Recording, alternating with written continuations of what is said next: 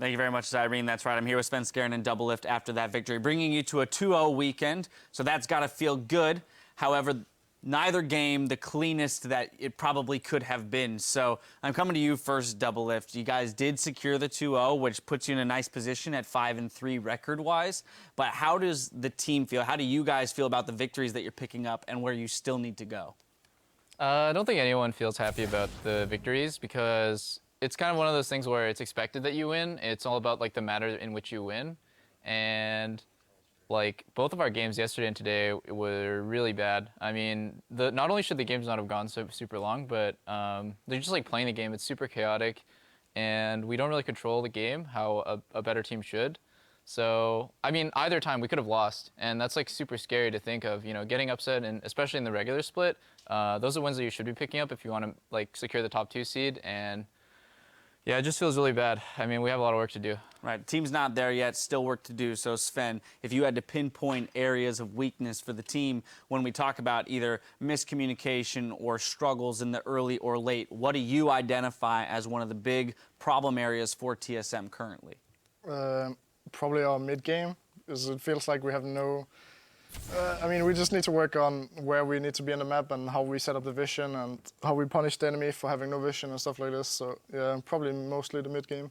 Now, how do you feel the jungle role in particular fits into that in this season? We've seen people play aggressive junglers, Nidalee, Kindred, Nunu, and be in enemy jungles. We've seen more farm-heavy stuff, Rek'Sai, you know, just power farm. We've seen at least pressure early junglers. So is there a particular type of champion or playstyle that you think nets the best results currently? Right now, it's stuff like Nidalee and Graves, because when you have the Tracker's Knife, or you don't even need it, you have your Trinket, so you just walk into the enemy jungle, clear the camps, and put wards deep, so you will see when the enemy jungler is there. So stuff that can fight the enemy jungler, level 1, level 3, stuff like this is really good right now. Farm denial plus deep vision, securing that and being able to apply pressure there on the map.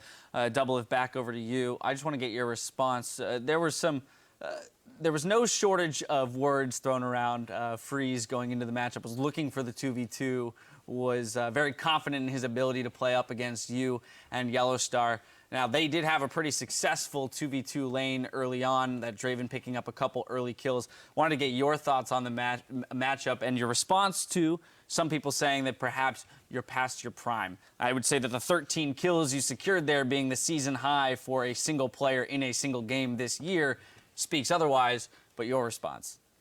I don't feel like I'm performing super well.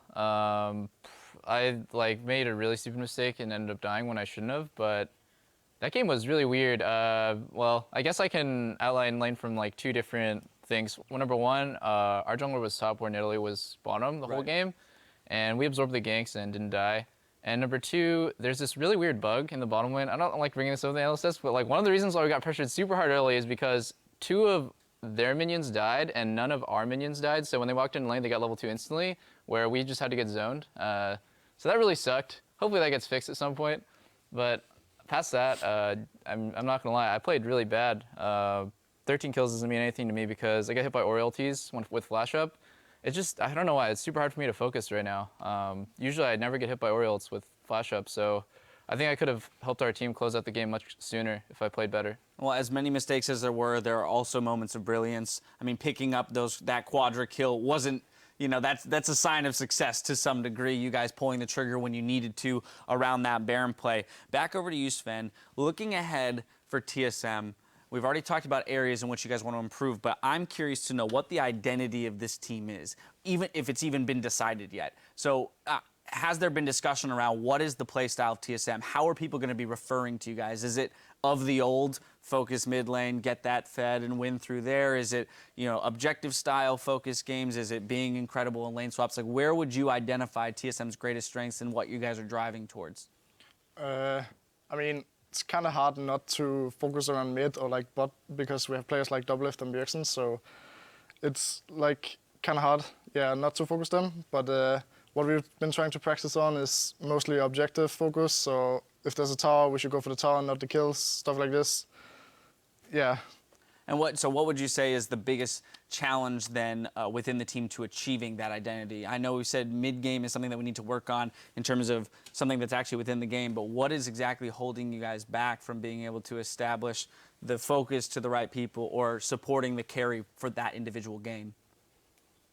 Oh, wow. It's such a team game. I mean, at first, I think everyone had these certain expectations of each other because when you first join a team, all you really know about each other is kind of like the hearsay and like just, when I play with Bjergsen, I'm like, oh, Bjergsen, he's the carry, he's the mid lane carry. And then, so we try to break down those identities. And also we put a lot of responsibility on Yellowstar to tell everyone what to do and micromanage because he's known as like the shot caller.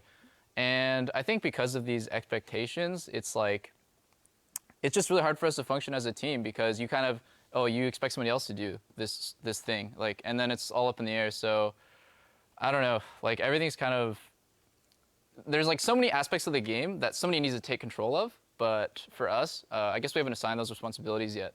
Well, 5-3 ultimately is your record, so it's nothing to sneeze at. You guys are in a very good position, when it comes to the rankings and the ladder right now. However, there are some areas to clean up. Again, I want to congratulate you guys on your 2-0 week, moving you to 5-3, and thank you for the interview.